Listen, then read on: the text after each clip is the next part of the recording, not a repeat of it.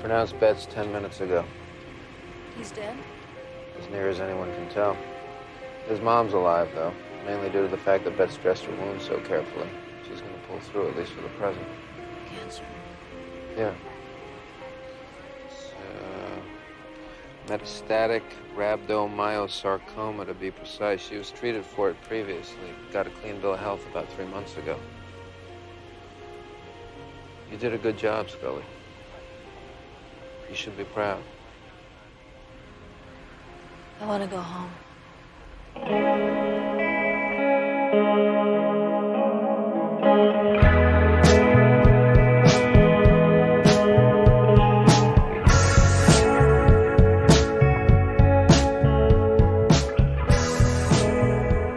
Hello and welcome to Most Unwanted, an X-Files podcast.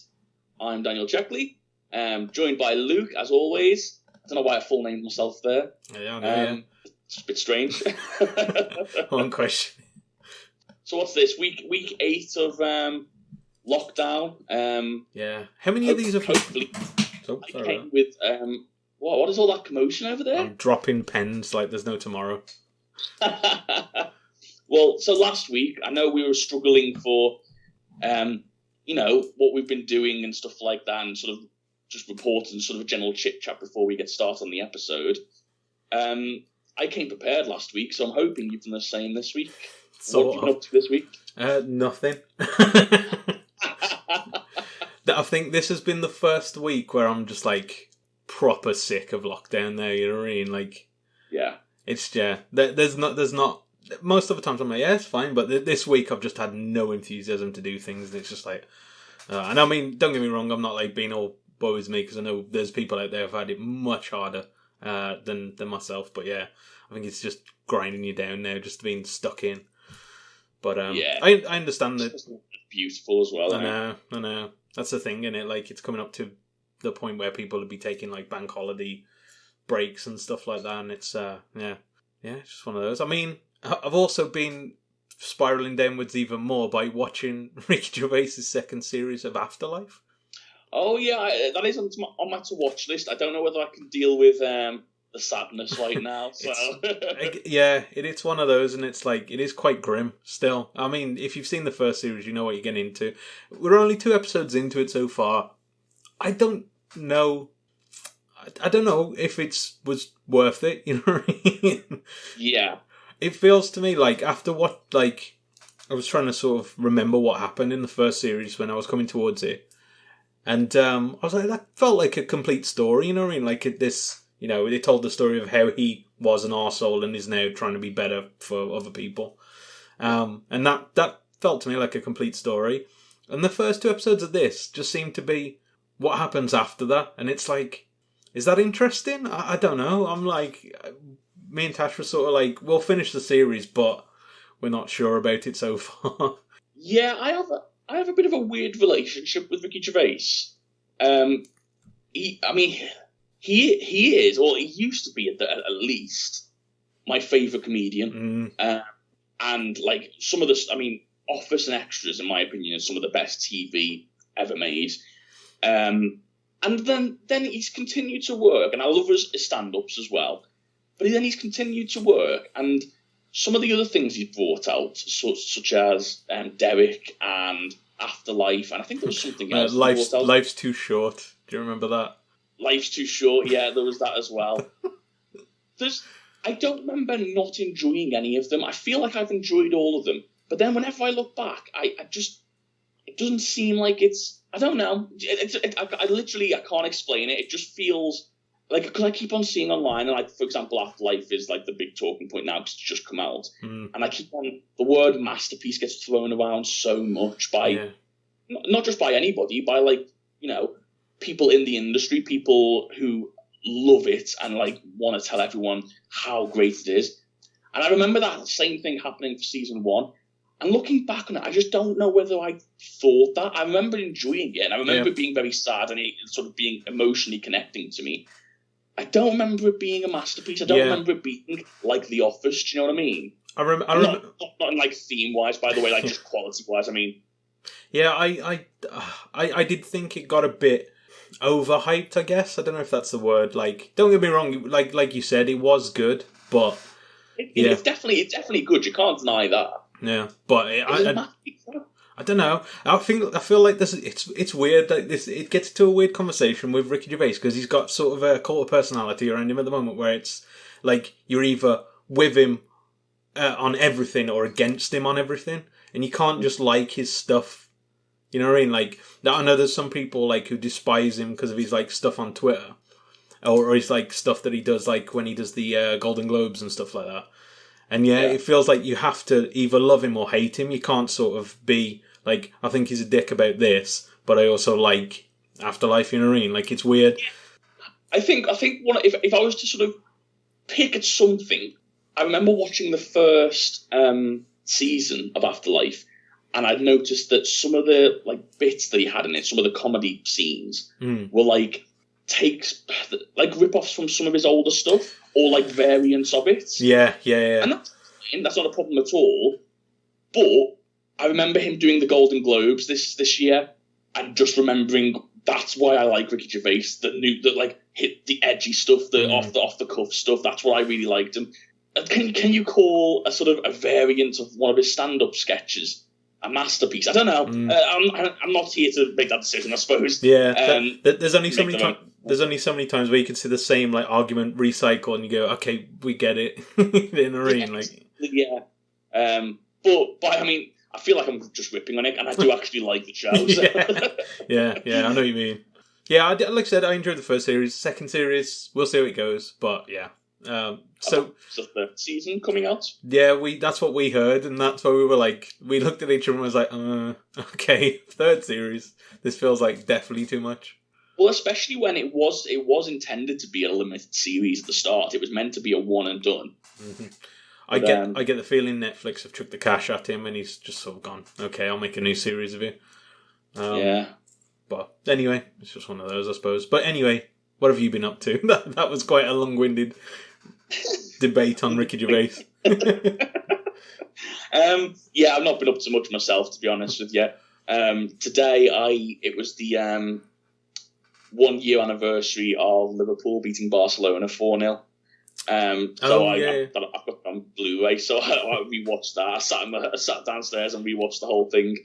God, I miss football. God, I miss it so much. Well, we've sort of tried to remedy it ourselves by creating our own FIFA league, basically, haven't we? To try and make our own football, which is not going well for me, at least.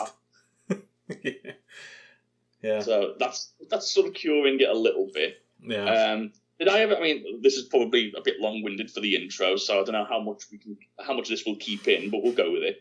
Did I ever tell you about another podcast I listened to? They had a flat earthers theory on football. No. So basically, it was after we'd got beaten by Barcelona last year, and the idea being it was all based around this documentary where it's about a load of flat earthers, and they go out and they start this documentary. They're making it themselves, and they spend close to millions on three tests to without all doubt prove that the Earth is flat. I remember you telling me about this the once, yeah. I say on the podcast. I'm not sure, about the tests, and basically these tests end up. Yeah, sorry. Yeah, so I'll go through it anyway, nice and quick. So they finally get through these tests, and all test comes back conclusive. The world is round. And what they say to one of the guys featured in the documentary, so what will you do now? Are you going to change your lifestyle? Are you going to admit that it's round now that your test, the one that you paid so much money for, proves that it is? And he turns around and basically says, well, no, I'm not going to do that. And they ask him why. You've got proof. And he says, well, will the round earth believers welcome me with open arms? No, they don't care. They don't care that I've changed my mind. And this community and the life that I've built, all my friends that I talk to, my family, everything about myself is included in this theory. So why would I? Even though he knows, the mad thing is, even though he knows it's not real, he's still choosing to carry on believing it, because that's what his life is.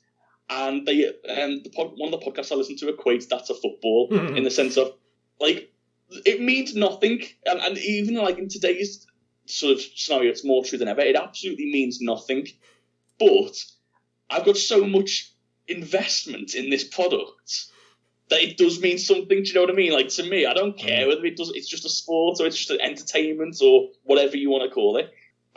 I'm so invested in it, I need it back. Like, I'm just missing it so much. It's unreal. The thing is, I suppose, when you invest yourself in any kind of like hobby or anything like that, if you all of a sudden after 20 years of doing it go, I've had enough. Like, it would feel at that point like 20 years have just gone.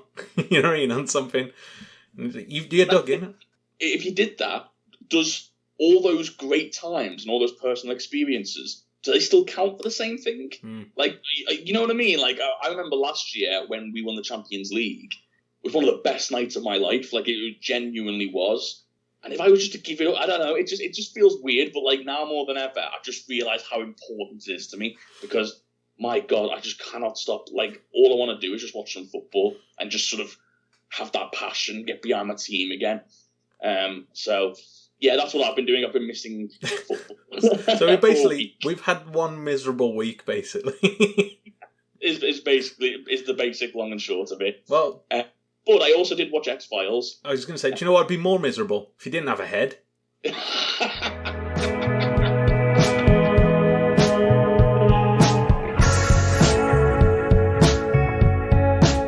So this week we'll be looking at an episode entitled Leonard Betts, and it originally aired January 26th, 1997.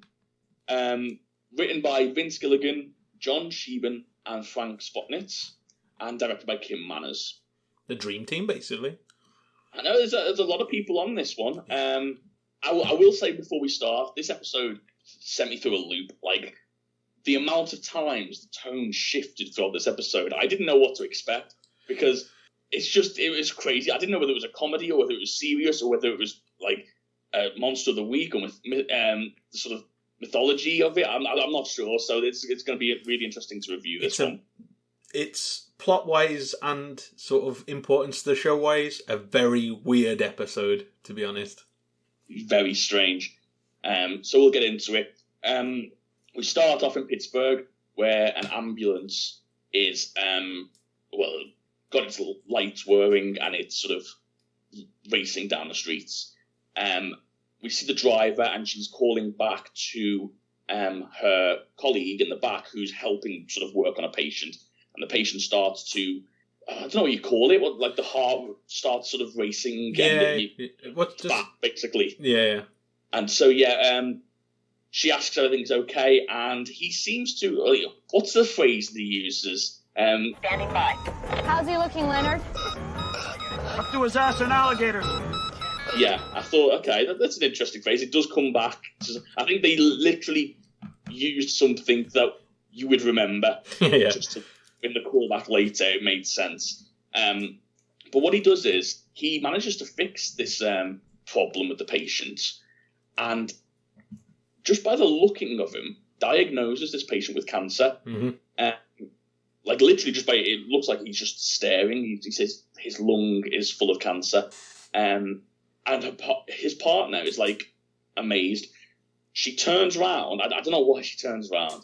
Like, if this guy's the best, she's got one job to do. It's keep her eyes on the road. Drive, yeah. She's got two people's lives in her hands, so she turns around to look at him. They go past a red light, and they basically get smashed into by another car. Mm-hmm. Yeah, crucially, it only gets the back end. It does, yeah. So she looks a bit worse for wear, but she manages to get out of the car, and then she finds her partner, who has been decapitated. I didn't realise he'd been decapitated, to be honest. Decaffeinated. Sorry? Decaffeinated. Decapitated. I didn't realise from this, like, I didn't notice that he was decapitated, to be honest with you. It was only afterwards when they mentioned it that I was like, oh, okay. But, like, yeah. Again, enough... Oh, sorry, carry on. Did he even mention what happened to the patient? No. They don't give a shit. They really haven't toned down the gore in this series, have they? They've upped the ante. I genuinely think it's a budget thing. Yeah. I feel like they had a little bit more room to experiment with this series. But yeah, time and time again, they do like to sort of... I don't know whether you could necessarily call it gore, but like there's just the special effects. Do you reckon I don't remember it saying it changed time slots. I know it changed days, that it moved to a different day, but I don't know if it changed time slots. So I wonder if it was on a bit later, so they could get away with it, or possibly. Yeah, I'm not sure. I mean, I thought like the very like sort of sight of them transporting a head around just felt like a bit risky for like just for X-Files. Do you know what I mean? I don't know. Maybe I'm sort of portraying my thoughts onto it. I don't know, but it didn't feel like what we'd see in season 1. Do you know what I mean? Oh yeah, definitely. It was a lot more implied, and there was a bit more campiness, I suppose, to it, like in the violence. But this one is like, yeah, so far we've had home. I won't even go into that one. A decapitated man. We've had people's eyes and ears eaten off. It's crazy. The laser going through the face. God. Yeah, exactly. I think it's definitely there's a noticeable shift for this season, without doubt. Yeah. So yeah, later in the morgue where Betts has been taken, we see basically we see them all the bodies sort of going in. It's just business as usual. The attendant that's looking after the morgue for the night starts to hear banging, and before he knows it, he's suddenly attacked, and we see bloody footprints shown walking out of the building, and then we hit the intro. So yeah, what did you think of this intro? I honestly thought this episode we'd be getting a comedy episode, because I thought when they showed decapitated man, and then I mean it's quite obvious that this is the same guy leaving the morgue is Leonard Betts, and I thought, there's no way they're going to do a decapitated person episode and not have it humorous. You know what I mean? I thought, and especially with a title like Leonard Betts, it sounds silly. You know what I mean? Yeah.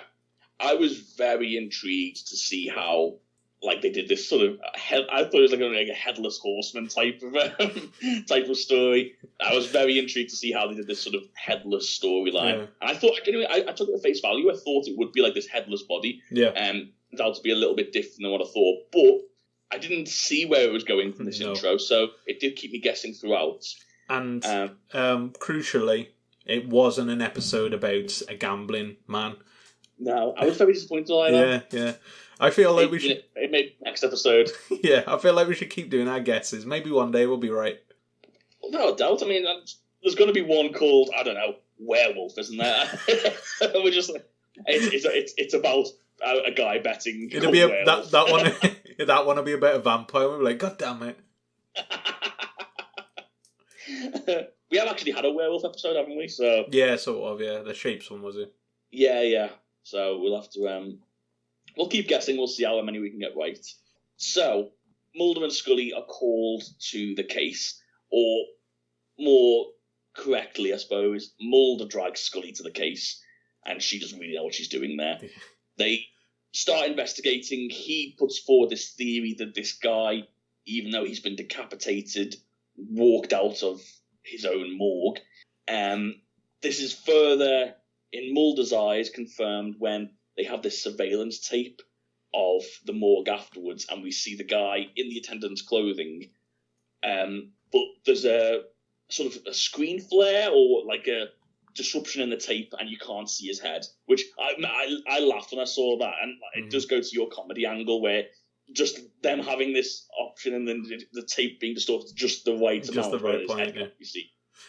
There's a bit in this as well where he's explaining what happened to the guy, and he says he got cold cocked, he didn't see who he was, no alarm tripped, and he just turns to Scully and goes, "It's weird, huh?"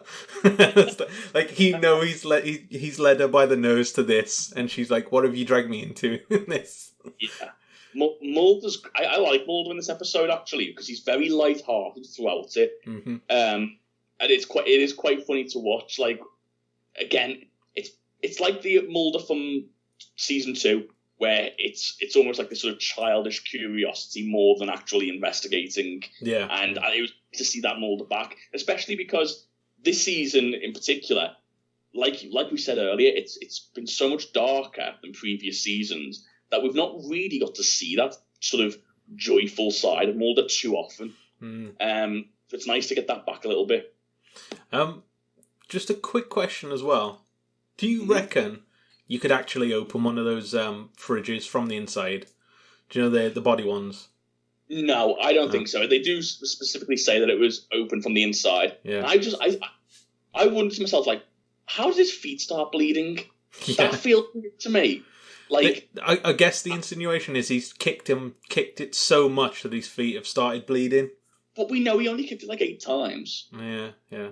We saw it, and then, like, I don't know. It just feels like you just bruise your feet, and like I don't feel like it would start bleeding. But yeah, I do not believe that you could get out of one of those now. No, I didn't think so either. But I mean, for the purpose of the show, I'll let it slide.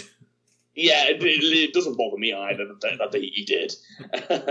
So obviously, Mulder's convinced on this theory. Scully is vetoing it, saying she thinks it's either a body snatching. She said so. Maybe like someone. What's shit? It was for like science classes, wasn't it? That are in need of bodies, and apparently they're taking them away now from stealing them. Yeah. But Mulder says, well, there's plenty of other corpses with heads, so why wouldn't they take those? And Mulder's definitely got his sort of preconceived notions on this case. It feels like Mulder's always got a theory the second he walks into a crime scene. You know what I mean?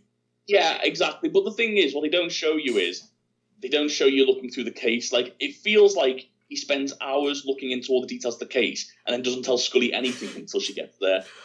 Yeah, doesn't clue her up on anything, so she's already on guard. It's like, why are we here? And then he goes, headless corpse. Of course. Yeah. Mulder goes to speak to Betts' partner, and Scully decides, well, on Mulder's recommendation, to do an autopsy of the severed head. Well, again, I didn't really understand why this was needed, but before this, they had to dig his head out of the sort of the waste stuff that they like. Oh, yeah, that's another great scene as well. And again, another thing that points towards the comedy side of it. That's what I mean. Sick when Scully puts her arm in. Yeah. It's so weird because like all this was like leading me to think, oh, this is going to be like a Darren Morgan episode. You know what I mean? Yeah.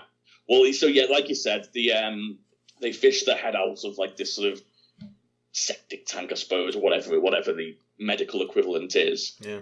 And Scully goes to do an autopsy on the head. So we see that scene first, and again, really strange just to see her carrying this sort of severed head around. As she goes to slice the head open to look at the brain, the head's eyes open, and he starts to sort of, like, his mouth opens, and it's almost like he's gasping for a breath. Mm-hmm. And then it sort of goes silent again and it stops, which obviously freaks Scully out. Yeah, she sort of rationalises it later on, but I think, initially she is spooked by it. Yeah, well, we'll get into it. Like, she does call Mulder later in the episode and sort of tell him that what happened and why she hasn't continued the autopsy. But I do like Mulder, sort of with a little wry smile on his face in that scene, calling her bluff and saying, well, hang on. Yes, it could be electrical response that's been delayed, but why haven't you cut into it? Because if you haven't cut into it, in your head, he might still be alive, and you haven't ruled out that possibility, and that's ridiculous because it's a severed head. Yeah. And like he calls her out on it, despite the fact that it's his theory. You know what I mean? Yeah. I feel like once Mulder's sort of caught you out, he won't let it go, you know what I mean? That you're sort of coming to his, especially with Scully, coming to his way of thinking. Slowly but surely. Isn't it? Yeah. So, in the meantime, between those scenes, Mulder, not really much to talk about, to be honest. He talks to Betts' partner, who gives him all the information, tells him that he's very good, especially with cancer. He's very good at sort of diagnosing patients before really examining them. Mm-hmm. And apparently he spends his weekends at like cancer wards and basically helping cancer patients out in his own free time because of his talent, I suppose. Mm-hmm. But they ended by saying, well, she says, it sounds like you're interrogating me about him and where he's involved. And he sort of laughs it off and tells her to sort of carry on about the day and just call if she needs anything. But then Mulder wants to, so whilst Scully is doing this autopsy, Mulder wants to check out, in his word, Betts' life. So he goes to Betts' home and he finds the bloody clothes from the CCTV footage, but also a bathtub full of what looked to me like blood. It was like brown, wasn't it? So I didn't know what it was initially.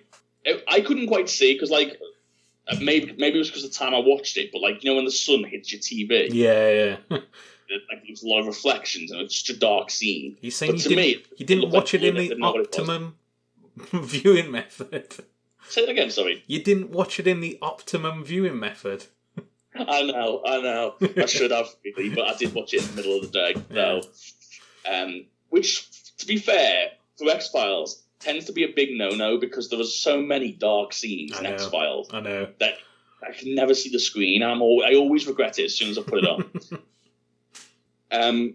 So yeah, he finds this, and this is when he's having that conversation that we mentioned before with Scully.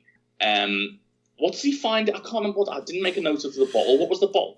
Iodine? Iodine, isn't it? It's I can't remember the full title of it, but yeah, it's like a iodine mix. They mention it later on of what it is, but yeah. Yeah. So he finds that, and he sort of puts two and two together that it might be that.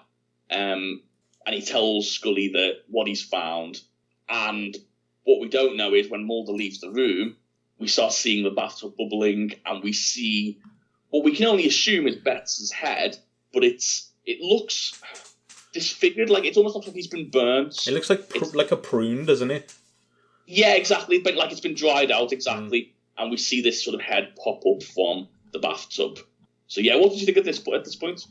Again, it was confusing because up until the head popping out, I was like, oh, this is definitely going to be a comedy episode. And then when he was popping out, I was like, well, that's quite a dark, well, that's quite a not scary, you know what I mean? But it's like a weird looking image. And I'm like, oh, that's not funny at all. That's quite sick. So I was a bit confused. I was like, where is this going with this? Yeah, did you know where it was going? Because I was a bit shocked to see like this weird. I didn't know whether it was him or not, to be honest with you. I assumed it was. Yeah. But I was like, okay, so he's regrown his head. Like, I didn't know where it was going, and I do like where it went. To be honest, I like the sort of explanation behind it. Yeah, when it gets to the actual explanation of it, it's something that I've heard before, and I thought, oh, maybe that's something that could happen, or like obviously not actually happen, but it's a plausible like explanation. I was like, oh, okay, that makes sense. And also, plot-wise, it's very important that he is a cancer man.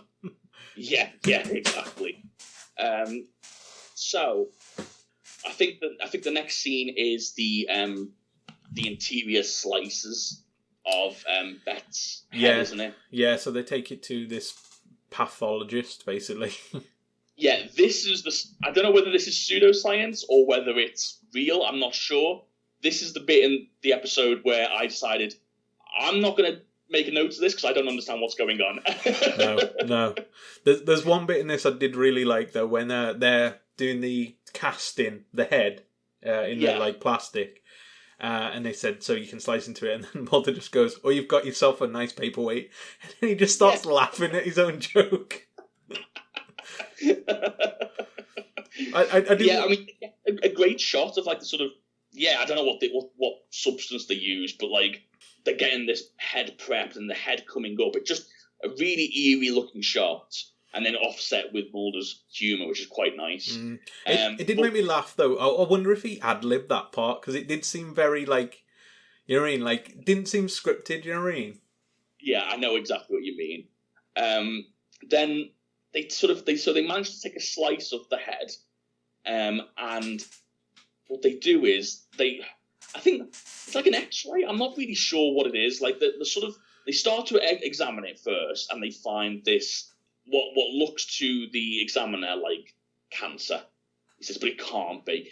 Basically, in his head, the entirety of the head is filled with cancer cells.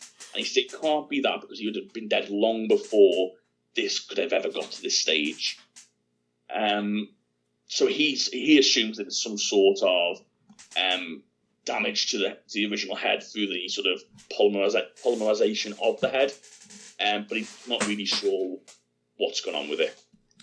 Mulder then has another guy check a photograph of this, and we start to get this sort of, again, pseudoscience about chi or life force.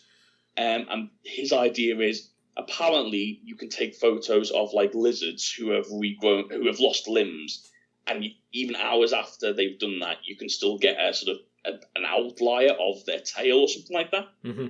I don't know how true this is. It was a lot of sort of science talk. I didn't look into it before we started recording, to be honest with you. I'd be interested to see whether it is true. Yeah, I mean, he calls it aura photography, which I'm pretty sure it's going to be some kind of like alternative science, kind of stuff. But I don't know much to it. Apparently, this guy, Burks, his name Charles Burks, he's been in another episode apparently before. Has he? I don't recognize him. As the same character, yeah. I haven't seen it. It's in the notes later on, so I'll try and figure out which episode he's in. But yeah, I don't recognise him. No, I don't even recall the name, to be honest. Mm. Chuck Burks, yeah, I'm not sure. So the pinnacle of this scene is he takes the photograph test and he takes this image and puts it up on like this X-ray board. And what we see is we see the image of the head slice, but we also see the appearance of like a shadow of human shoulders below it. So like the life force or the chi or whatever you call it, it's still recognizing there's a body attached, which Mulder says irrefutable evidence that he's still alive and whatnot. And Scully can't explain it, but she's still refuting it. Yeah, pretty much. I've heard a lot about chi and stuff like that. I probably need to do a bit of more research into this because I don't really know what the whole idea of it is. No, it's sort of like it's like an alternative medicine theory, isn't it? Like this chi, and it's used in like martial arts and stuff like that as well. So I don't know. It's just, and I know it's a key part of acupuncture, and that's sort of why acupuncture works. And I never believed in that until my boss, one of my previous bosses, had chronic back pain, like to the point where he couldn't walk. And as a sort of last-ditch attempt, and again, he's one of these people who doesn't believe in any sort of alternative medicine or whatnot, but as a last-ditch attempt, he went to get acupuncture, and it cured him completely. Like, he basically sprung into the office the next day. And so I've always wanted to try then hurt his back again. Yeah. I've always been interested to see how that works, to be honest with you. I've always wanted to get acupuncture done. So maybe I'll get it one day and I'll report back. I'd see, the idea of sticking needles in me just doesn't sound appealing. You know what I mean? I'm scared of needles, so it's definitely not going to be for me. I think my curiosity is going to get the better of me. So the next scene, Scully informs Mulder that she ran the fingerprint records from the morgue, and it came back with 2 matches, one for Betts and one for another person called Albert Tanner. So they visit. Albert Tanner has family, a mother, and they visit Elaine, who they start speaking to her, and they quickly start telling her that they see a picture and they deduce that it's the same person. Mm-hmm. And so they tell Elaine that, do you know that your son died? And Elaine tells them, well, yes, and of course I know he died. He died in a car accident 6 years ago. Mm. We started to figure out where this is going at this point. I thought at this point, I was like, oh, this guy needs to stay at a car's, not realising what was going to happen later on. So. I know, yeah. It's a little bit dark. I'm a little bit confused as to first one. So, did he fake his own death? I don't. In the first one, the implication I got was that he didn't fake his death. He sort of was caught in an accident that would have killed any normal person.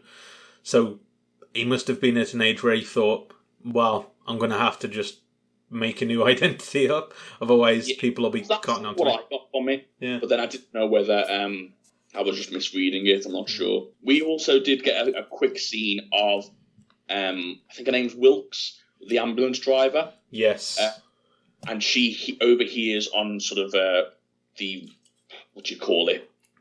The radio. The radio on the ambulance. She overhears what she believes to be Betts' voice giving advice at a different hospital. So she goes to this hospital and tries to track him down, and she eventually, the ambulance driver that she speaks to says, yeah, that's the new guy, he's over there. And she goes over to him and confronts him. And Betts told her to calm down. She says it's impossible. And he's there with a head, and it's normal head now. It's exactly like he used to look. He gives her a hug and then says, I just wish you hadn't have found me. And proceeds to inject her with what we assume is like a lethal injection. Yeah, I think it's like something that is like... Scully mentions it later on, isn't it? It's like a naturally occurring thing. It's a potassium chloride, she says later on, which basically you wouldn't even look for when sort of later on when examining the body. Yeah. So it's a way to kill someone, apparently, that you would probably get away with.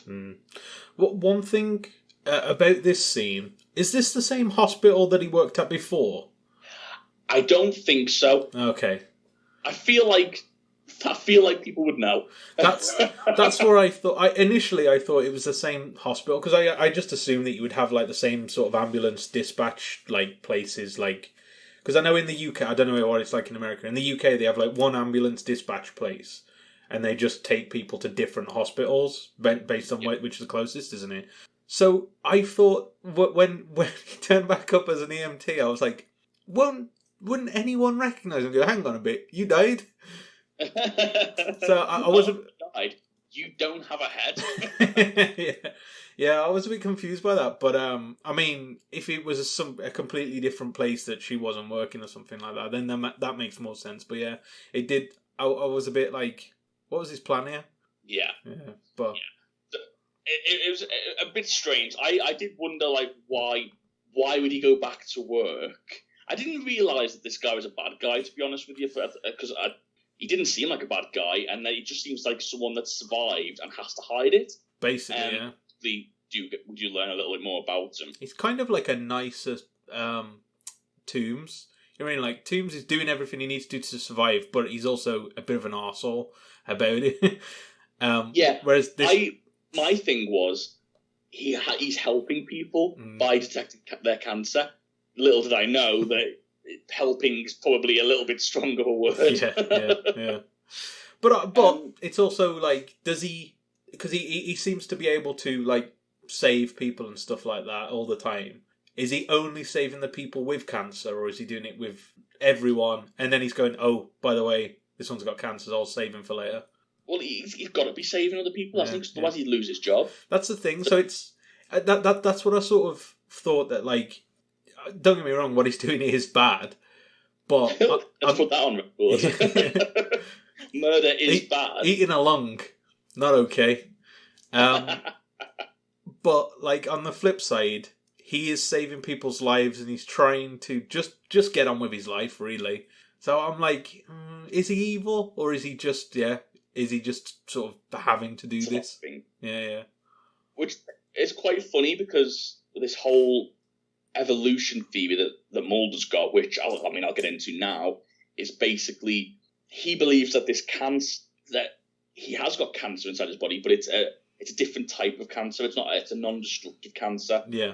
And apparently it's been theorized before that it's a sort of I'd say an evolved cancer where you can regrow limbs, because all cancer is a mutated cell. It's not specifically designed to kill you. It's just it happens to do that to our genetic DNA.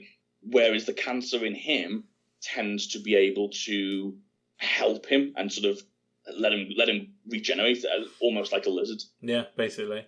It's something that when I first heard what cancer actually was, I always thought, that's weird, isn't it? Like cells growing out of, like, you'd think that would be a good thing. You know what I mean? Like your cells just keep living. I don't know. It's weird. Exactly. But I think people are fascinated by the idea of cancer because, like you said, if you could change it in any way and sort of harness it, if you want, then surely that's a good thing to be able to sort of duplicate cells at such a rapid pace. And that's why there's so much research going into lizards that can do this, because obviously I think until the end of humanity, we're always going to be looking into how to get everlasting life. You know what I mean? And I suppose if you can draw something from nature that actually has that ability, it shows that it is possible, however slim a chance it is to happen in humans. Did you know there is an animal that actually is immortal? Oh, no, I didn't. Go on. Lobsters. Lobsters will never die of old age. They die because they get too big for their own shells. Oh, that's sad. Yeah, or if they're eaten, I suppose. So, their own immortality has... So that it's their body that lets them down, isn't it? Basically, yeah. You'd think, all this evolution talk, you'd have thought, get rid of the shell. Get rid of the shell, I can live forever. Well, how do they know? How do they know that they're immortal? I think scientists have worked out that the cells inside them just keep regenerating. They don't die off like humans do. They just keep regenerating. But because of that, they just keep growing. But yeah, eventually their shell sort of can't expand with it. But yeah, well there you go. There you go, listeners. We've got an exclusive. Luke's lobsters can't die. Well, unless you have them for breakfast or something like that. Then again, lobsters for breakfast, who's having that? Some mad millionaire. Have I ever had lobster? I think so. I think when I went to Croatia I had lobster. Can't remember now. I'm scared to try it because I've got that sea allergy, haven't I? And I don't know whether that transfers to shellfish, but to be honest with you, I'm not willing to take the risk. It's not worth it, no. So after Betts gives her this injection, someone sees what's happening and sort of runs after him, and it ends up being the security guard because he handcuffs him to the car, and he goes to get help from the hospital. And we see Betts escaping. I thought he was tearing his whole hand off, but what it turns out is when the security guard returns, Betts is gone, and there's only a thumb left at the scene. Mm-hmm. So he's ripped his own thumb off to get out of the handcuffs. Yeah. I mean, if you know you can grow it back, then what's the deal? Big deal. Yeah, exactly. I mean, I do wonder how he had the strength to pull it off. Yeah. Surely you just bite it off, I thought. But, I still don't... he feels pain, surely. I imagine so, yeah, but, I mean, it's that or get caught and found out. I suppose. Needs musts. Yeah. Mulder and Scully arrive at the scene. They sort of start talking about their theories. This is where Mulder gives his big theory about sort of evolution, and maybe he's the next evolution of the human race. I did like it that he said... and that the unimaginable happens in the gaps. The gap between what we are and what Leonard Betts has become. But what you're describing is someone so radically evolved that you wouldn't even call him human. On the other hand, how evolved can a man be who drives a Dodge Dart? Which really made me laugh. They do have his car there, and so they do search it. And in the trunk, they find a medical box full of tumours, that had been taken out of patient's body, and it was all in a cooler. Yeah. And Mulder theorises that Betts basically consumes these tumours, eats them, and his evolution means that he has to keep on eating cancers to survive. Yeah, yeah. And this is where that they sort of twist it that, maybe he is actually a villain and not sort of a victim in all this. Yeah, and that's why he goes to sort of help out cancer patients a weekend. That's why he believes that he can sense cancer because of heightened senses because of his evolution. And he pushes this point forward by saying that evolution, to the contrary, some researchers believe that it's not a slow progressive thing. It actually happens in leaps and bounds, and which would explain this guy and how he acts. So what they do is they run the plates and they find the car's registered to Elaine. So they go back to search her home with a warrant, and they confront her, basically saying they know he's in contact with her. I'm not sure how they knew he was in contact with her unless she admitted that the car was still hers. I'm not sure. Yeah, I think it's just drawing a conclusion, I guess. But yeah, there's no like sort of evidence. Yeah, exactly. But she all but admits it by saying that her son endured bullying as a child because he was different. And that's why she doesn't believe that he could have killed somebody. But if he did, he had his reasons to kill that person. So obviously we find out that she's aware of what's going on, aware of his condition, and not helping the police at all. Mm-hmm. We get a scene here of Betts in a bar, and we see his thumb sort of half grown back, and he's watching this guy smoking a cigarette, and this guy continues to cough, and it's pretty clear that he can sense cancer in this guy. Yeah. And he follows out to the parking lot, and he turns around to him and says, "I'm sorry, but you have something I need." And so we're left with to make up our own mind, but we assume that he's going to kill him and eat his lungs, I suppose. Yeah. I don't know whether it's only the lungs. It's always the lungs, isn't it, that we see at this point? Yeah, I mean, I think he just gets anything, doesn't he, that's cancerous, but I suppose, yeah, it's easier. Well, the only trouble with this one is it will definitely kill the person that they take it out of. Yeah, exactly, yeah. So, yeah, I'm not sure. I've put it in my notes. I'm not sure how they figured out he had a storage unit. They find a receipt at his house for the storage locker. And so they decide to go check it out. Yeah. And this is interweaved with another scene of him in the storage locker with this man that he's just killed. And I'm not sure what to say about this particular scene. Yeah. This was the only scene I don't want to say. I'm going to say I didn't enjoy. I agree. Well, I enjoyed it, but for the wrong reasons.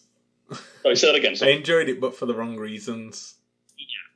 So we see a scene of him in that same bath with that liquid, and as he... How do you even explain this, Luke? Do you want me to read what the script describes as happening? It says, Leonard is naked, obviously very uncomfortable, blood on his mouth.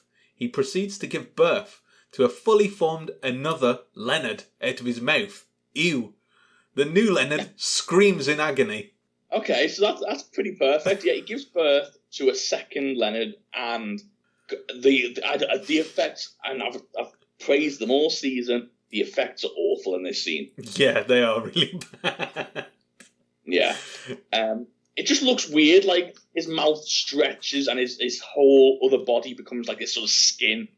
But then the way the body comes out, it just looks like it stretched the screen rather than, you know what I mean? Rather than the body. It's a very strange looking effect. It looks like, do you know when like an animation studio is showing you like their demo reel of look at these mad effects we can do, and it's like, it's a cool, I guess it's a cool effect at the time, but in the actual like reality of the show, it just looks ridiculous. Yeah, I wasn't a fan of this at all, and I like the direction they were going, and I like what the story, but this just one scene is you know what I think the problem is? It takes you out of it. Yeah, definitely. Like, it's impossible to watch that scene and stay invested in that world. It's impossible to not turn around and go, well, that's bad CGI. You know what I mean? Yeah. That's the thing, especially when up until this point we had a lot of like practical effects of like the head that was basically just like a casted thing and stuff like that. You think, oh, okay, they're doing a lot of like physical effects with this, and then to just have this, it just seems silly. Like it would have. Oh, sorry, carry on. No, it would have been. I don't know. It might have not looked as bad. It might have looked cheaper, but it might have not looked as bad if it was some kind of practical effect that did it. Some kind of like rubber pushed out of, I don't know, something like that. I completely agree, because when I say bad CGI, I'm not saying that it's like of low quality. The thing is, it's probably better. Like you said, it looks better than if you had like a practical effect. The problem with it is, with a practical effect, you can sort of get your head around it and you understand what they're trying to do. Mm-hmm. With this, it just looks so computerized that it just takes you out of the scene completely, in my opinion. Yeah, I always think that even the worst practical effect looks better than the sort of middle of the road CGI. You know what I mean? Because at least your head can sort of you sort of understand that this is a physical thing, even if it doesn't look great. You can sort of go, okay, well, it exists. You know what I mean? Your brain sort of. Whereas CGI, yeah, you get this straight away. You go, this isn't real. Yeah, exactly, spot on. So yeah, we see that, and the last scene we see is this new Betts screaming in pain, and Mulder and Scully turn up at the storage unit, and as they open it up, a car comes flying out. Mulder manages to get Scully out the way just in time, and the car blows up. Yeah. I don't know whether, I think they shot at it, but the car just suddenly blows up, and they watch on as Betts seems to burn to death. Yeah. Is it implied that they shot the car and it exploded, or is it that he rigged it to explode? I think later on we find out he rigged it to explode. Right, he used it to fake his own death. That's what I thought, yeah. They definitely take shots at it. Yeah. The thing is, did he know that he was going to take shots at it? What was his explanation if he didn't take shots as to why it sort of miraculously exploded 2 seconds into driving? He just crashes it into a wall or something. So yes, at this point, Scully suggests that Albert Tanner died, but that was staged. She thinks that was staged, and so that's when Betts came to be. They staged his death, and Betts is now dead as well, because he's obviously blew up in the car. To prove this, they also exhume Tanner's casket, obviously from when he died 6 years ago, and they find Tanner's body still inside. It looks eerily similar to the burned corpse of Betts as well. Yeah, they're in the same pose and the same likeness. I did like Mulder's line here with, "Will the real Leonard Betts please stand up?" Well, yeah, and then he goes on to say that he's convinced that Betts can not only regenerate, but also completely recreate his body. And that's why he thinks he's still alive, because he thinks that this was staged again, and he's still out there somewhere. What they've got is this sort of decoy corpse, I suppose. Mm-hmm. Yeah. We cut back to, we're getting towards the end of it now, so we start doing the usual X-Files thing where we're switching back and forth through a lot of scenes. We cut to Elaine's house again, where Betts, she's looking after him. He's sort of in the tub, and he's still in this sort of shriveled state, and it doesn't look like he can really talk. But what Elaine says to him is, "They're after you. I know they're going to find you. They're not going to give up. They're going to keep searching for you, and you're too weak to deal with it at this point." Mm. A mother's role is to provide for their family, and you assume at that point that she's got cancer as well, because it seems like she's implying that she's going to give her cancer to him. Yeah, basically, yeah. Which turned out to be true, because when they Mulder and Scully turn up at the property, an ambulance has already been called, and basically she has been under a surgical procedure, and he has sort of stitched her back up, and he's tried to do it as cleanly as possible before escaping, and she is still alive. So Scully goes with them in the ambulance while Mulder stays around the area to try and look for Betts. Yeah. One thing I did think while this was, because when we saw him fully pruned, I guess, is I can't imagine how long the makeup would have taken to put to get him into this state. It must have been ridiculous. This guy put a lot of work in. But and again, it goes back to our previous point. How good does that look? Yeah. So much better. Yeah. But how good does that look? You know what I mean? Yeah, exactly. So it just goes to show that some practical effects really are worth the time and effort. The amount of films I sort of, because I'm a sucker for behind the scenes footage and stuff like that, and the amount of films that if you've got an all body makeup session, it can take anywhere between 6 and 12 hours to put on, but the effect at the end of it's so worth it that they continue to do it every day. Yeah, it just you only have to look at stuff for makeup. Why it's better to have makeup than a CGI person there. Green Lantern. The Green Lantern suit in Green Lantern, I don't know whose idea it was to CGI that, but like, it just makes it look ridiculous, whereas just give a guy a green suit, it's fine, you know what I mean? Spot on. Yeah, so true. So yeah, this scene definitely threw me through a loop. I was laid down during the finale of this episode. I was lay on the sofa watching it, and I literally sat up when one of these reveals, and I was like, "What?" And I had to sort of get my head around it. Yeah. So Scully gets to the hospital, and before long, she realizes that some of that liquid is on the doors of the hospital, of the ambulance, should I say? And she realizes that he must be on the roof of the ambulance. And she goes to have a look. He ends up attacking her and throwing her into the ambulance. And he gets into the ambulance following her and said, "I'm sorry, but you have something that I need." Yeah. Wow. Okay, so this basically says that Scully has cancer. Yeah, and I mean, the ending sort of pretty much confirms it, but yeah. I didn't think it needed that, to be honest with you. Yeah. I was almost begging for the show to say, don't treat your viewers like idiots. Like, we can figure this out. Yeah. And I feel like it's almost better for us not to see Scully dealing with it. Maybe I'm proven wrong in the next episode, but regardless of that, wow, like, I didn't expect a reveal like this in a Monster of the Week episode. Exactly what I wrote down. It was just... it just came out of left field, and it's like, when you sort of think about it, it's like, wow, they wrote this entire episode to reveal the fact that Scully had cancer. And this episode, up until that point, I didn't think it was bad, but I was just sort of like, yeah, this is an okay episode. And then when that happened, I was like, what the fuck? Like, where did that come from? It was just so unexpected. It was a proper shocker, but what I will say is this. I think this is a great idea, and I'll tell you why. It gives Monster of the Week episodes a shot in the arm. Mm-hmm. So basically, they needed this. In my opinion, I think they needed this because now Monster of the Week episodes in the future aren't just fodder.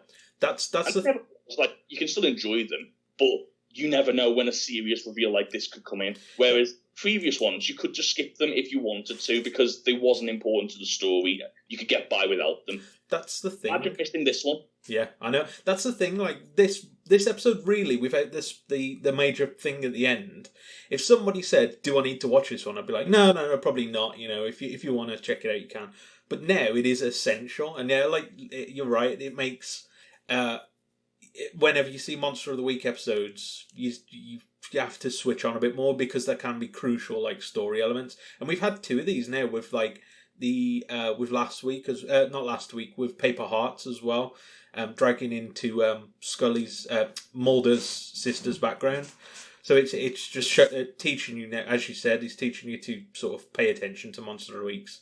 Yeah, and blending them a little bit, because they don't have to be mythological and Monster of the Week. It can be a bit of both, and I like the direction it's going in. That being said, oh my god, I'm gutted for Scully. I'm absolutely gutted. Like, I can talk about it from like outside, like dissecting like the actual filming of it and like the way the producer and director and their thoughts behind it. But if I'm getting invested in the story, oh, my heart broke for Scully. Yeah. Imagine being told that and then having to... What's that, sorry? Sorry to interrupt. I said a little bit from Mulder as well. Yeah. But yeah, like, imagine being told that and then having to sort of carry on fighting this guy off and then having to deal with all of this that's happening afterwards. Yeah, it's just a lot to process. Yeah, exactly. We'll get through to the end of the episode before we sort of discuss the episode as a whole. Scully manages to, I don't know what they're called, but like the shock things that ambulance have. Defibrillator, is it? Say defibrillator, yeah. She manages to use that to sort of get him off her, and he gets apprehended. Does that kill him? I think so, yeah. She gets him in the head and they say that he's dead. Well, yeah, and then Mulder goes, well, for now, or something like that. Yeah. And yeah, we see at the sort of the aftermath of it where Mulder and Scully are sort of doing the cleanup, and it's hard to watch because Scully is kind of silent. She doesn't confide in Mulder. It's like she's overthinking it. Like, it's like she doesn't believe it, but she keeps thinking about it. And Mulder can sense something's wrong, but he says that he thinks she's worried about the case. And he doesn't pick up on the fact that it might be something else, which leads to the last scene, which is Scully in bed, and she starts coughing and wakes up with a nosebleed, which confirmed. Like I said, I don't think that this needed this. I think it could have been dramatically better to sort of have this, well, was he right or was he wrong type of thing. I think we could all figure out that she had the disease, and I think it would have been dramatically better, in my opinion, to sort of drag it out of whether he was right and sort of Scully figuring out whether she had cancer. But regardless, that's a little nitpick. This confirms to all the viewers as well that she does. And that's going to be a huge change for the rest of the season. That's the thing. We thought this series would all be about the alien mythology, and I'm pretty sure it still will be. And I get the feeling that this is probably going to be related to it. But it's just completely threw a new plot point into the whole continuing story, and it just came out of nowhere as well, because it's something I did not expect at all. No, because again, as I'm sure like our listeners can probably understand, when you're doing something like this, when you're doing a podcast like this, it's hard sometimes not to see spoilers. Like it's not major spoilers, but like for example, you see Mulder and Scully 10 seasons. I've seen pictures of them in season 10. I know that Scully's not going to die next season. Do you know what I mean? Yeah. So obviously, like, you see little bits of spoilers. I had no idea that we was going to deal with something like this. That's the thing, and ultimately, obviously, we know, she's not going to die, but it's still interesting to see what caused this, if anything, or was it just a natural thing? Was it, and how they deal with it afterwards, what's going to happen, you know what I mean? So there's still a lot of questions that I don't know about, so I don't think it ruins it knowing that ultimately she's not going to die. It's more interesting to see how they deal with it. Yeah, I'm really not looking forward to the scene where Mulder finds out. Yeah, I was going to say, because he knows something's wrong, but not the exact reasoning so far. Yeah, so that's going to be a really tough watch. But what did you think of the episode as a whole, Luke? I thought up until the bombshell at the end, it was an okay episode, like just okay. And then when that hit, I was just like, wow, this was a real like riot. This episode was. It was and seen it, because when you get to that point, you understand where it's all come from. So they needed a reason to sort of announce this cancer. So I think it definitely elevated the episode up by just that revelation. When you look back at the episode as a whole, with the sort of ending in mind, it's almost like you put rose-tinted glasses on. It lifts everything up. Yeah. I was a little bit more keen on it anyway before that reveal, because I've got to admit, I'm a sucker for taking something from nature and applying it to humans. I don't know why, but that really intrigues me, and it's always one of those things where I always think, even though like it's all again pseudoscience, but I always sort of like to imagine, well, if this creature could have it, why couldn't? And you know what I mean? And I like to sort of put those what ifs, and so I was naturally drawn to the science of this episode, and I did enjoy sort of seeing how that plays out. But yeah, like you said, that last 5 minutes really elevates the entire episode.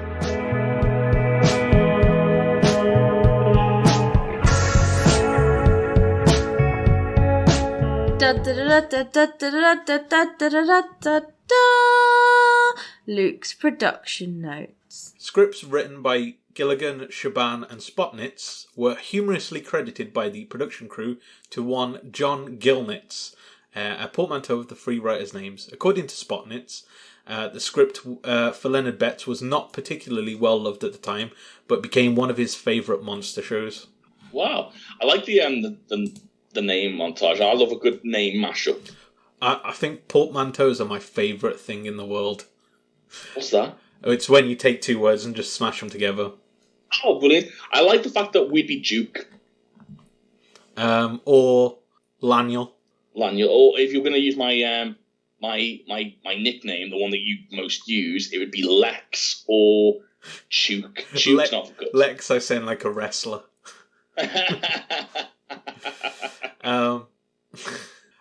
Originally, the episode Never Again was supposed to air before this episode, but as Vince Gilligan explained, series creator Chris Carter really wanted to grab viewers who had never seen it before, because this was meant to air around the Super Bowl, or like as the follow-on or something like that.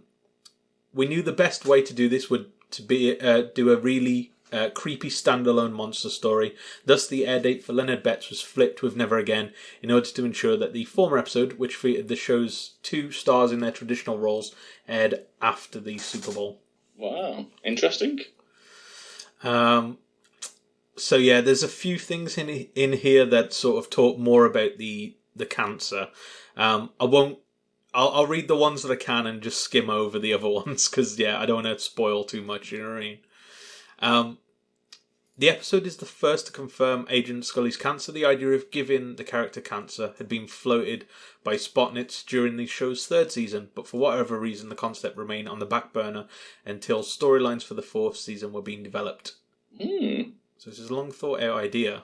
I guess I do wonder at what point they decided that this is the story they want to tell this season. Yeah. I wonder whether it's gonna play out in the final.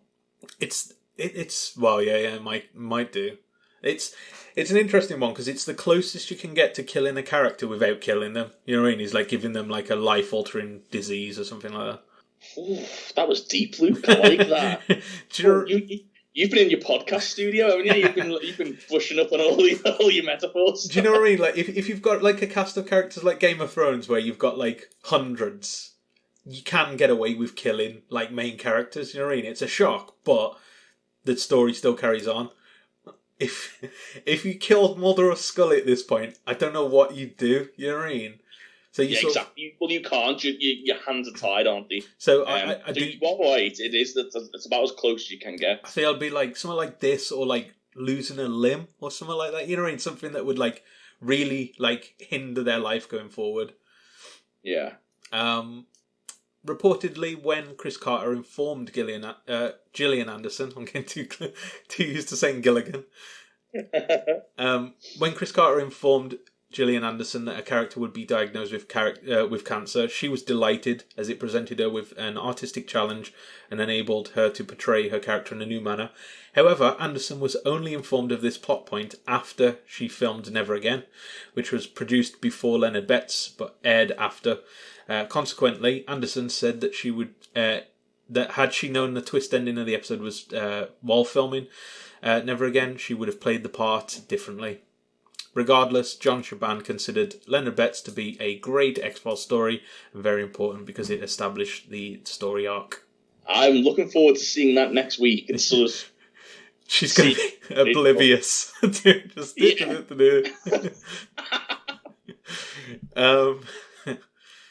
This one is just some casting information. It's just weird. Actor Paul McCrane, who later went on to play Dr. Robert Romano in ER, was cast to play Leonard Betts. There you go. If you've seen him before, that's where you may have seen him. Betts' character was supposed to be a sympathetic creature who killed not out of vengeance or anger, but for survival, and director Kim Manners thus urged McCrane to perform with emotional conviction. Interesting. Manners later explained that I found that if you take the absurd and base it in the reality of human emotion, the audience is going to buy it as if it actually exists. So yeah, good stuff. So it doesn't say here where Chuck Burks came from in the episode, so we'll have to have a look at that. And I mean, somebody might be able to correct us and let us know. If you definitely let us know. In the meantime, we'll try and find out ourselves as well. But yeah, it says here, actor Bill Doe also appeared in the episode, reprising his character Chuck Burks. So yeah, I wonder if he'll appear again. Maybe. Well, I assume so. If they've given him a character name, and there's a reason for it, isn't there? Yeah. It's the same as what's his name now? The red-haired man. What's his name? Pendrell, that's it. It's the same as him. Like, I don't think he's going to At least not for a while. I don't think he's going to be like a major character, but he's a named character that you can keep going back to. Yeah, exactly. The show's design staff made extensive use of makeup to give McCrane the right look. Applying all the makeup reportedly took several hours. McCrane's eyes were also augmented with specially made contact lenses. Many of McCrane's scenes were physically exerting, such as the autopsy scene, which required McCrane to stick his head through a discreet hole in the set's mock dissection table. McCrane then held still, thereby giving the illusion that his head was severed and resting on the table. I assumed it was like animatronic, when the eyes open and the mouth, because and this isn't a criticism, by the way. It looked so robotic, the movement. Yeah, but yeah. I almost like when I was watching it, because I assumed it was like sort of a robotic movement. I thought it works anyway because like it feels like it's stiff. You know what I mean? Like the head's stiff. Yeah, It looks really good. But yeah, that's a trick of the trade, isn't it? Having this sort of the hole underneath. Yeah, they did the same thing in Alien, didn't they? When they bashes the guy's head off. Yeah. Sorry, Alien spoilers there, but I mean, it was out in 1979, so... How dare you? The scene in the bathtub required McCrane to spend several long minutes underwater, motionless in makeup. And everyone's favourite effect, the shot in which a new Betts emerged from the old one's mouth, was created by Toby Lindala. Lindala intercut shots of McCrane with shots of a specially designed puppet that had a full functioning mouth and eyes. Laverne Basham and Lindala were later both nominated for an Emmy for outstanding makeup in the series for their role in this episode. The makeup, yeah, I agree with, to be fair, but the effect, I don't know about that. Do you think we're being a bit harsh? Do you think for the time? It's hard to go back. It's hard to look back on stuff and say, is it okay for the time in it? Because it's just... Yeah, it is. I'll give you an example, and you're going to get annoyed at me for this. When you're going back, it is difficult to say that because I know that one of your favourite films, and which is constantly praised even today for its special effects, is The Thing. Yeah. And I never watched The Thing until I watched it with yourself last year, and I thought the effects were all right. But I did think it looked a little bit goofy. No, they weren't all right. It was good, but it looked goofy. No, I know what you mean. Because I'd not seen it before. Yeah. I feel like maybe we could be making a sort of a similar mistake here where we're judging it too harshly because we're looking back on it. Do you know what I mean? I guess, but ultimately it's like, I think the difference between The Thing and this is The Thing's, while it does look, you could argue it's dated, it still looks of that world, you know what I mean? All of the monster effects have that same... Yeah, you're right. Whereas this seemed to come out of left field compared to the other effects in it. So I think that's why we were harsher on it, but that's... Yeah, I agree. And to be fair, I'll go back on myself as well. With The Thing, it never once took me out of that world. That's the thing, innit? Whereas this, we both went, that didn't look great. Spot on. It stinks.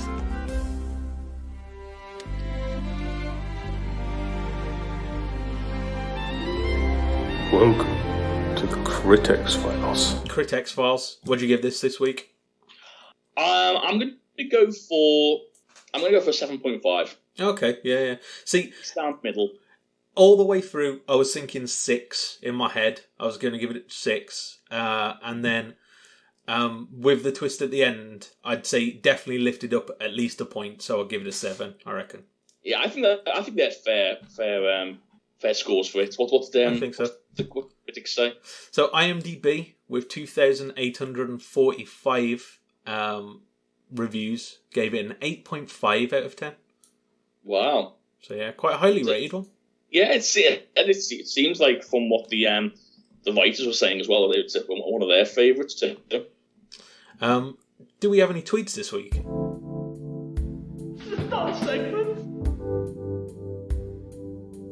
Welcome to Dan's Twitter Corner. Yeah, we've got a couple of tweets I just wanted to mention. The Bray got in touch and said that she's so glad that we liked and enjoyed Paper Hearts. I love this episode. I rated it 10. Not really surprised how reckless Mulder can be. After all, he did say nothing else matters but the truth to find Samantha and know what happened to her. A very good point. To be honest, from the tweets we've got back, seems like Paper Hearts is like a firm fan favourite, which is good to see. Yeah. And yeah, I do agree that I don't think I was surprised by Mulder acting reckless. I think that was very within his character, actually. I was just a bit more surprised with the FBI allowing him to do it. yeah. I mean, the lack of consequence, I suppose. Yeah, that's the thing in it. But then again, we don't know. There might have been 6 months. He might have served like a suspension in between. Yeah, exactly. Yeah, that's a good point. So maybe that's just the boring stuff that we don't need to see. Kathy also got in touch about the same episode. She said it's tied with 2 others for her all-time favourite. She rated it 9.9, a slight deduction for the fact that there's no fallout from Mulder's actions. I think Gilligan's choice to play with the Samantha story is brilliant, which I completely agree with. She did also go on, which I found this really fascinating, to just send pictures of 2 of her prize pieces of her collection, which is a script of Paper Hearts signed by David Duchovny, Mitch Pileggi, and Tom Noonan. And I've got a picture of it here. It's got like quotes on from the episode, which is really cool. Was Tom Noonan a nice guy? I don't want to cause any beef between the podcast and and we also had she got a poster of Paper Hearts from a guy called, I'll give him a quick shout out, his Twitter handle is @JJ Lendl, so JJLENDL. It looks awesome, to be fair, and apparently it's a one of a kind. It's not been released yet, so really? It was given as a gift to Kathy. But like, I definitely, as I say, I don't know anything about him other than this picture I've seen, but it looked really talented, so I'll definitely give him a quick check. And then she did also carry on just to say that the thing we said about Mulder and Scully being friends and not just partners, you know, when Scully calls him out on hitting Rosh. Yeah. That, in her words, that made her all hearts emotes. She did a great observation. So thank you very much, Kathy. And yeah, I loved the pictures of the memorabilia. So definitely send more of that in if you've got any more of the College 20 episodes, because that's awesome. There's more. I've been looking around to try and see what memorabilia to get of this, and there was, I think, months and months ago, like, I wanted to get some X-Files comics because there was some, like, being sold, but they were so expensive for what they were, and I was like, I don't know if I want to invest in this at the time, but yeah, I don't know, I wouldn't mind some more stuff. What's the general feel on the X-Files comics? Do you think, are they considered decent? Not got a clue. This one I'm pretty sure was like a novelization, I guess you'd call it. I don't know if that's the right word, but of the episode Conduit. So, oh, yeah. Yeah, so I don't know if it's... I guess if you like Conduit, you'll probably like the comic, I guess. I know there's a creation of ice as well. Oh, really? Yeah. Pictures of one. Yeah, it might be worth having a look into. Yeah. But that's for another episode. We'll go down our memorabilia line in another episode. But now, it's a goodbye from me. And, well, you got any last words, Luke? Well, my last word will be come back next week while we review Never Again. God, I wonder how I'm going to get this. Come on, yeah, this is a Never Again. This is a running thing now. Oh, sorry. Let's just go.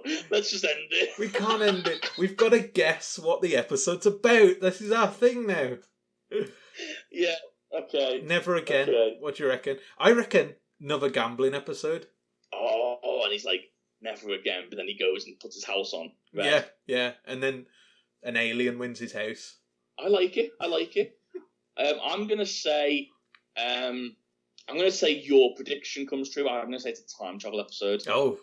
Oh, yeah. I forgot about it. I forgot I made that prediction. That was silly, wasn't it?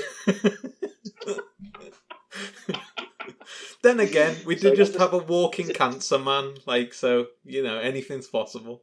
Yeah, it's gonna be I believe it's gonna be a time travel episode, and it's gonna be a guy that's not going to make that mistake again. And he literally says in the episodes,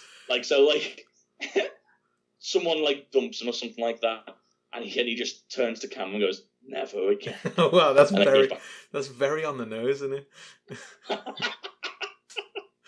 Maybe we should get out of here now. Yeah, let's wrap this thing up. We'll see you next week. Bye.